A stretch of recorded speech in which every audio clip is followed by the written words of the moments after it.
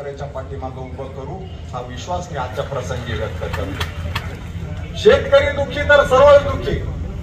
त्या ठिकाणी कुठलाच सण शेतकरी दुःखी असताना साजरा होऊ शकत नाही आणि त्यामुळं तुमच्या डोळ्यात कधीच येणाऱ्या काळात आपलं सरकार असताना अश्रू येऊ द्यायचे नाही, ही जबाबदारी निश्चितपणे आमच्या सर्व नेत्यांवर आहे आणि मला विश्वास आहे की आपलं सरकार चांगलं काम करतंय। आज आपण कुटुंब चालवतो, कुटुंब चालवत असताना उत्पन्न किती होणार आहे, शेतीचं लागणार किती आहे, यावर्षी घरात लग्न आहे का, यावर्षी काही नवीन वस्तू घ्यायची का, याचं नियोजन कुटुंब प्रमुख म्हणून कुटुंब चालवताना आपण करतो।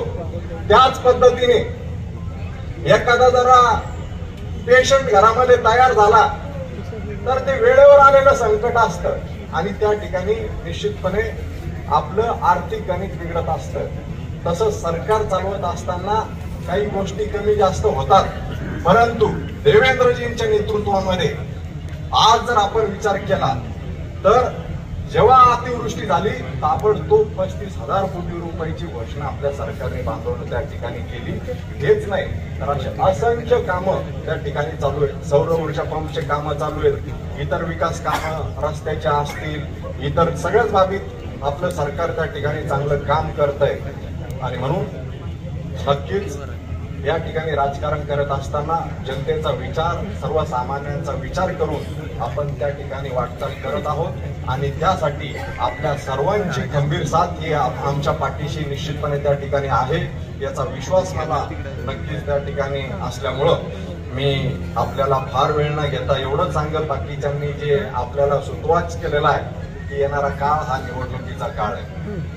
त्यामध्ये नगर परिषद आहेत, जिल्हा परिषद आहेत, पंचायत समिती आहेत आणि त्यासाठी म्हणून या जिल्ह्यावर नक्कीच आपला झेंडा फडकल्याशिवाय राहणार नाही असा विश्वास आजच्या प्रसंगी व्यक्त करत असताना कुचे साहेबांनी काल परवा फराळ गिराळ खाऊ घालून त्या ठिकाणी कार्यकर्त्यांना आता तयार केलेलं आहे। परवा आबांनी त्या ठिकाणी गोड जेवण देऊन तयार केलंय।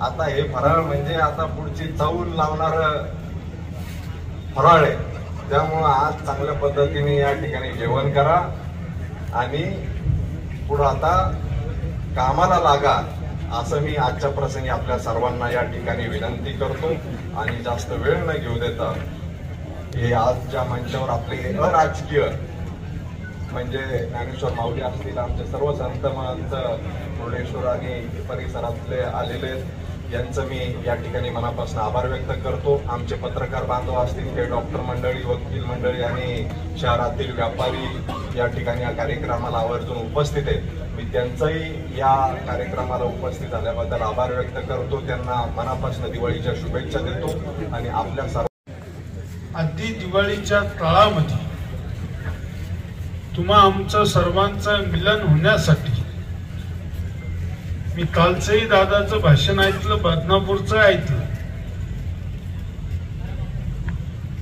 दादांनी जो कार्यकर्त्यावर दिलेलं विचार आणि ज्या जुन्या गोष्टीची आठवण नेहमी करता दादा करून देतात, खरं म्हणजे हीच दिवाळीच्या निमित्तानं तुम्हा आम्हाला प्रेरणा आहे। कारण की परत एकदा आपल्या सर्वांना दिवाळीच्या खूप खूप शुभेच्छा देते आणि थांबते। धन्यवाद। या ठिकाणी नुकतेच भारतीय जनता पक्षाचे जालना महानगर अध्यक्ष भास्करआबा दानवे यांचं आगमन झालेलं आहे।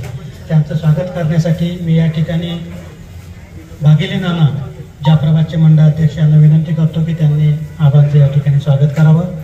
तसेच भारतीय जनता पार्टीचे ज्येष्ठ कार्यकर्ते माननीय शिवाजी बापू थोटे यांचं या ठिकाणी आगमन झालेलं आहे। आबाच्या स्वागतानंतर माननीय शिवाजी बापू थोटे यांचं स्वागत करण्यासाठी मी जालना जिल्हा परिषदेचे माजी अध्यक्ष तुकाराम पाटील जाधव यांना विनंती करतो की त्यांनी शिवाजी बापू थोटे